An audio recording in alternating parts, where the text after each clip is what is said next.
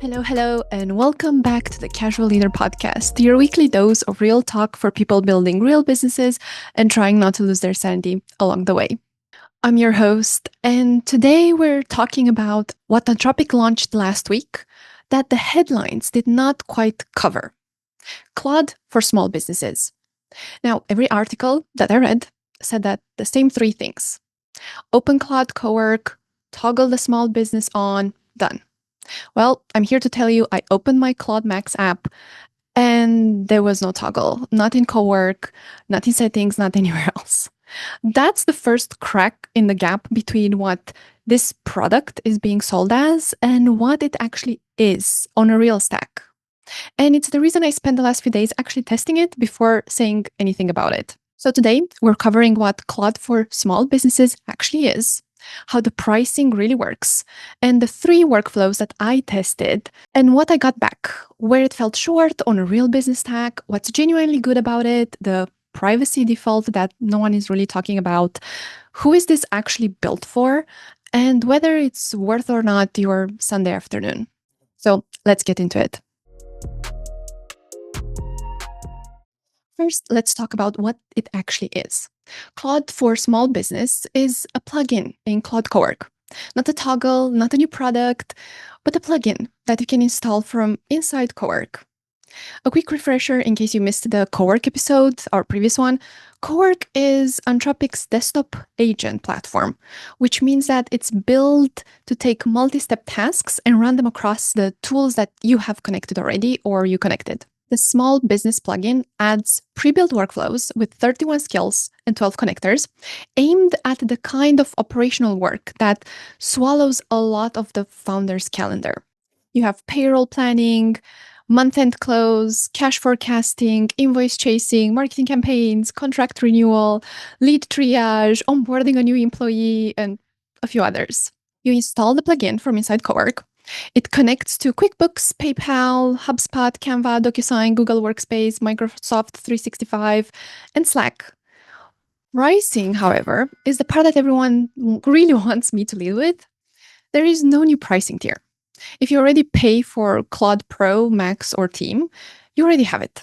The plugin itself adds absolutely nothing on top of your subscription.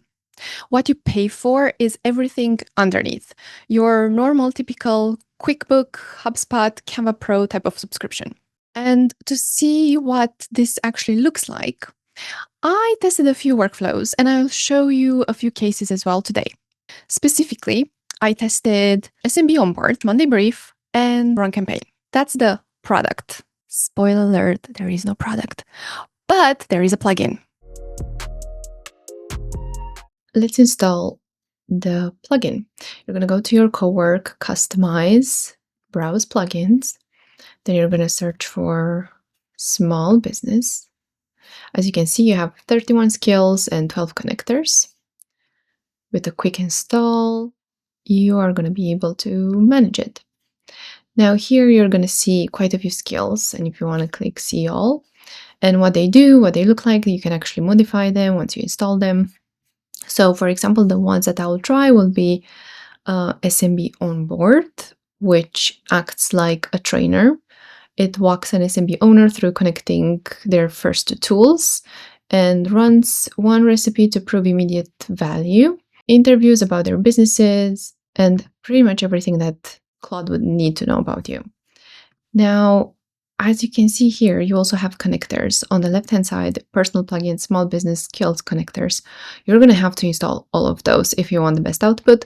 For me, I'm just going to install a couple just specifically for this demo. So Google Drive is already installed. That's great. Let's also do Canva.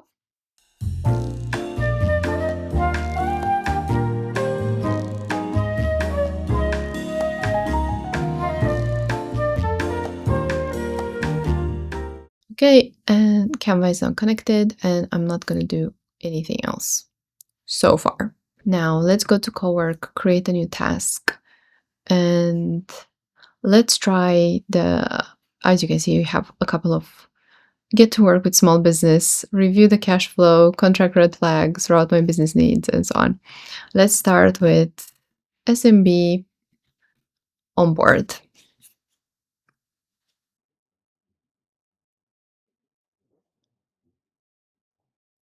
As you can see, I have the questions.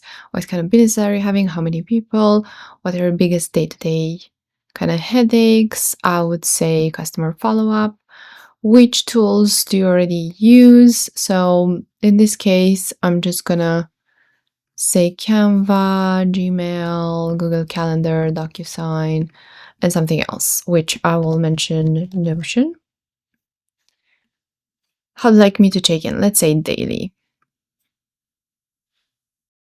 And as you can see, it has like a little taskbar here, like a progress with the checklist, the working for folder, the context, and the skills. And because Notion is already connected to my Claude, it already picked up a couple of things from it. So what's interesting when you first start, the thing is, whatever you tell Claude here in this conversation for SMB on board, that's what's going to store in memory for the rest of your time when you engage with it. So be very careful what your priorities are, what your naming is, what, obviously you can change it, but it would be good to get it done from the first try. As you can see here, it already fetched quite a few information from our Notion. So you can see like our content engine, it found out quite a few ideas, it mapped what's ready for the next parts, some emails as well that we had pulled into Notion. And yep, right now it's saving all of that in Claude.md. So I have a few options here, a few things that it suggested that it can do. So either build this week's content plan, refresh the content strategy, or make code cards. Code cards are interesting because I just want to see how it works with Canva, but we're going to see how it works later anyway. And I want to actually add a few more things. So let's say, please get all the info from casualleader.com as well. Oh, and I had the typo that is spotted. That's good. Okay, seems like it pulled everything that it needed. It understands what the casual leader is, what it offers, what it does, and now this is actually being saved too in Claude.md in the memory. Okay, now let's try and run daily briefing. Let's see what exactly is happening.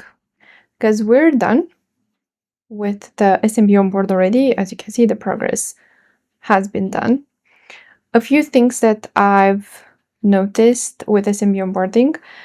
This time it was a very clear kind of like type of questions and checklist that it asked. It asked about the business, the size, top headaches, connected tools, what's not connected there. It knows the cadence of the check-in and the day that you got onboarded. But I believe that before it also used to ask about your setup and other things as well. Now, this is quite straightforward. It's easy. As you could see, it was, I think, just a few minutes. It's more about like cloud thinking behind the scenes that takes time. And with the daily briefing, I know that if it has access to my email, it would actually send a lot more. It would have a lot more context that it could work with. Because it doesn't, it's going to be a little bit different. So, as you can see, a couple of questions today. Briefing details, what's on your plate? And then what should today's briefing focus on? Anything urgent that I should know? Now you have two options, just use my pipeline or build my briefing. For today, I think I will just build my own.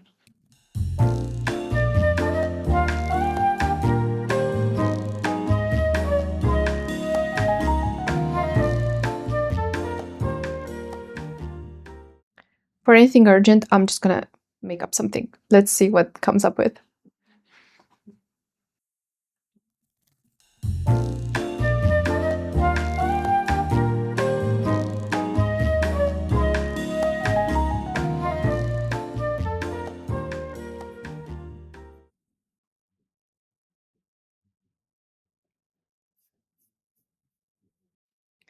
So I have my daily briefing. Number one priority, save tomorrow's episode. The pick, why your company culture is a marketing slogan. And today's plan, basically record and edit, review, build, the creator platform, top emails, plus meetings. Can't see my inbox. I'll have to point Claude in the right direction. Content pipeline, it already can see a couple of things. Product and launch, startup blueprint, the one that it has access to and knows about, but we are actually working on a different one today. It's called, we don't have a name for it yet, so we keep calling it creator platform. But hopefully at one point we're gonna get the chance to have a good naming for it. And suggested actions. Lock the solo episode, say yes, and it's gonna draft a culture episode outline plus a hook, draft a guest reschedule note, or after you record, I'll build a full 8-channel distribution plan in your voice. Okay, actually, let's do 2 and 3. So let's see. I understand the idea, like if it has access to all of your tools and all of the context, it could potentially, in theory, do your daily briefing by itself. So you can automate it. Like, I get it, I see the value in it, but things change from one day to another. So it's quite hard to say it's going to be 100% accurate. But let's see, because so far, the suggestions are not bad. And as you can see, the progress list here keeps getting longer because it keeps adding new steps that it needs to do based on our interaction. So draft guest, reschedule email, and building distribution plan. They're the next steps. And here it is, distribution plan. Why your company culture is a marketing slogan. And this is for the episode we touched base on it on a previous episode long ago, but we didn't have this planned as a next episode. And you're gonna see here, it has the episode core, day 1, drop day, podcast plus YouTube, the long form part. We also have Spotify, but it's fine. The poster problem, the 6 p.m. Friday test, rewards, and so on. Personal LinkedIn, the hot take about this subject, TikTok, episode teaser, oh my goodness. And then day 2, you have the YouTube short, clip on, TikTok standalone, brand LinkedIn quote card. Day 3, personal LinkedIn. Look, it's not bad. The distribution plan is actually quite nice. We have a very similar thing that we're doing. I wouldn't say we're doing like the quote cards. Maybe that's something we should consider. What do you think? And then we have the Instagram carousel, email, the casual brief. I actually really like this. The casual brief, that sounds nice. And day 4, the same kind of like mix and match, YouTube Shorts, TikTok, personal LinkedIn, and a blog ideally. Day 5, a little bit like slimmer, just because, day 5, usually it's a bit of wind down, preparing for the next rollout. And then you have the production checklist to record, cut, design, and so on. It's not bad. It's really not bad, especially for like, a couple of minutes. Now, we also have here rescheduling the email. So we have subject, no stress, let's find a better date. That's actually something that I would say. So kudos for keeping my tone of voice there. Hi, guest name. Totally understand, things come up, life happens. I really hate the hyphens. And by the way, for the life of me, these freaking hyphens, I've been telling Claude to stop using it in my whole workflow, in Claude Cowork, in AI, in like Claude Chat, in Claude Code. Doesn't matter, keeps doing it. Totally understand, things come up, life happens, and I'd much rather have you on when it's easy for you rather than squeeze it, so let's reschedule. I would still love to talk about topic. I think it would be a great one. When would any of these time slots work for you?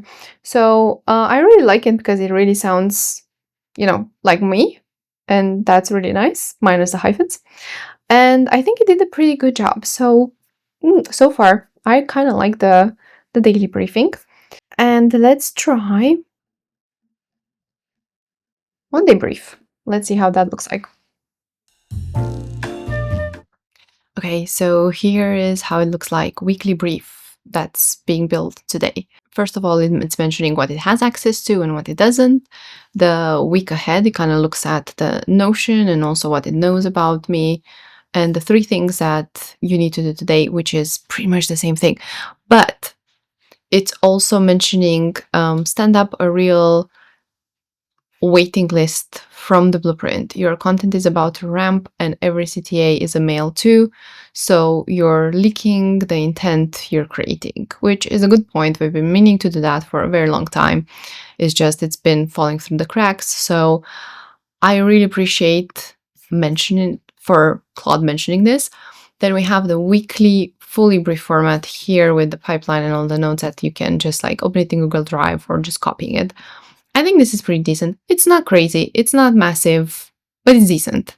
I think if you have everything connected and set up, this is fantastic. With just one command, you're going to get back what you need.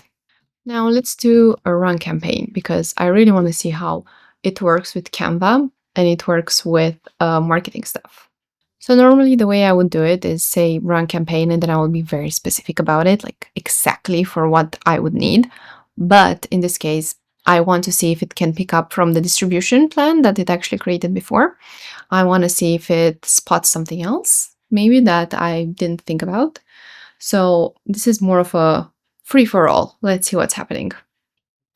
As you can see, it does mention that run campaign is built on chain 3 steps: sales dip analysis from QuickBooks and PayPal, Canva asset generation, and then HubSpot. So we don't have QuickBooks, PayPal, or HubSpot connected, and most of the stack works with that. So it can't really run the way it's been meant to run, but it did remember from the last conversation with the culture episode. So I think it's just gonna try and run with it. Let's see. How do you want to run the culture campaign given QuickBooks aren't connected? Then you have assets plus copy package only, no Canva yet, connect. I would say assets plus copy, and let's see what it comes up with. Okay, so here are the designs, as you can see, that it came up with. Bear in mind that our Canva brand kit setup, because all these assets are created from the brand kit, are bare minimum. We don't use Canva that much. We normally use Claude Design and Figma, combination of those. So yeah, I don't expect any miracles. We have like the bare minimum. And this is so not what we have. Oh, this is so not what we have. We don't have any purple or this type of yellow in our color palette. It's an absolute no-no. And the design is pretty bad too. Yeah, I don't know what to say. Can't say that I'm that happy with it. But again, if you use Canva a lot and you have all your brand kit set up properly, if you have all the colors and the fonts and the schemas and everything set up the way it should, then I'm sure this is going to work better. For now, honestly, Claude Design beats this type of Canva creator or whatever skill it's being used. Yeah, Canva creator skill by miles. So yeah, this is not going to be something that I'll be using. But if you use Canva a lot, I think this might be for you. So here's where it kind of felt like it fell short on my stack, at least. 3 specific things did not happen when I ran the campaign workflow. They are worth naming because a lot of you are maybe in the same spot. The first is that the workflow is built to find your weakest revenue month from your sales data. With no payment presser connected, that step gets skipped entirely. You lose that diagnostic part of the campaign that tells you when to actually run it. The second is segmentation. The workflow is designed to read your CRM, understand it, segment your customer list, and stage the campaign at the right audience. With no CRM connected, because we do not use HubSpot, that step gets kind of skipped too. You get the campaign assets, but you don't get the targeting, and that's quite an important part here. The third is that the CRM reads a bit more broadly. When the official description says the workflow reads your CRM to inform the offer, it is assuming that you have one. A lot of small businesses do not. Solo creators, podcasters, community builders, service operators, solo tech entrepreneurs. So a lot of them operate in a spreadsheet or a Notion database. We personally run in Notion and Google Drive, Stripe, not HubSpot. So the workflow does not break on a smaller business stack, it just delivers a really thinner version of itself, which is way less valuable. And honestly, if you do not run on HubSpot, the experience moves from thinner to a little bit annoying as well. The plugin keeps referencing tools that you do not use, and there's no way to swap it. The default assumes a stack that maybe you do not run. The campaign workflow wants a CRM you do not have. The cleanup workflow wants a category you do not use. The graceful degradation works, but the whole experience is built on someone else's business stack. And you kind of feel that the second you start running anything that touches data. One more thing worth mentioning is that there is a workflow in this bundle that uses a skill called crm-cleanup. It is designed to tidy up your CRM, dedupe contacts, fix formatting, standardize the fields, the works. This one, I would approach it very, very carefully. Not because Claude is going to do anything reckless, I think. The approval gates are still there. Every change waits for you to say yes before it actually happens. But if you ever worked with a CRM, you know that they can be a little bit weird. Every business tends to set theirs a little bit differently.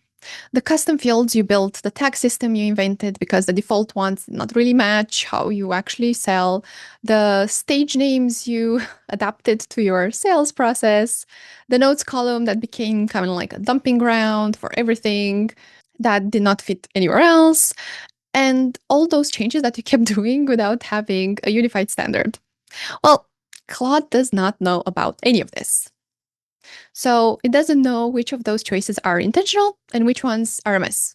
So the cleanup workflow operates on the assumption of what a clean CRM already looks like. A stale lead to Claude might be a relationship that you are kind of like slow cooking. A formatting fix to Claude might be a naming convention that you actually use to triage. I would suggest you run this only and only if you have the time to review every suggestion and every change really carefully. Not an autopilot, not the first week when you have the plugin installed and you just want to give it a go, but get familiar a little bit first with the workflows that it runs and then spend some time on the cleanup. And I want to touch on something for a minute, and I think you really need to hear this before you connect anything.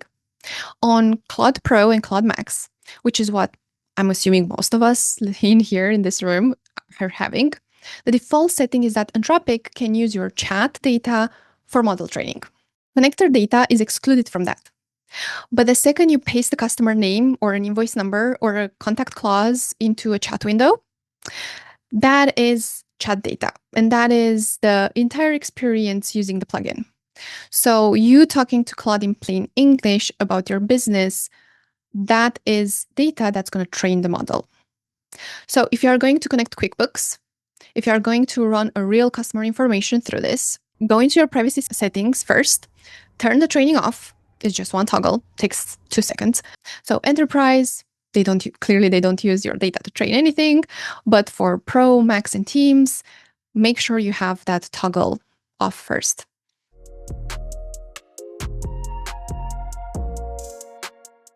So is it worth it? Yes, or maybe. This is the most accessible AI product for small businesses operations that has been launched in a while. The activation cost is super low, the workflows are decent, the architecture is okay, the price is not actually a stretch beyond what you already pay for. This is not really useless. It is just like a thinner layer than, the announcements and the press and marketing actually makes it sound. You'll get value out of, for example, Monday Brief and probably some of the campaign workflows and a few others like Invoice Chase. You will not get the full experience, though, that the launch was really promoting. And I think this is important to know before you're actually going to invest time and energy. But my honest answer is this. This is not the product, and I will repeat this until I die. This is a somewhat useful plugin for people having the exact same stack that the plugin supports. The more tools and context that you can give it access to, the better answers you're going to have, the better results, the better output. It's like anything else with AI in general, really. And my even more honest answer is that I'm a little bit disappointed to hear that Claude does not have a specific task or plan for SMB. I did expect a little bit more than just a plugin, and hopefully they will hear this and look into one. as those enterprise plans are really freaking expensive. And the rest of us need to operate and build things too. Up until you get to the enterprise level, there are a few steps in between.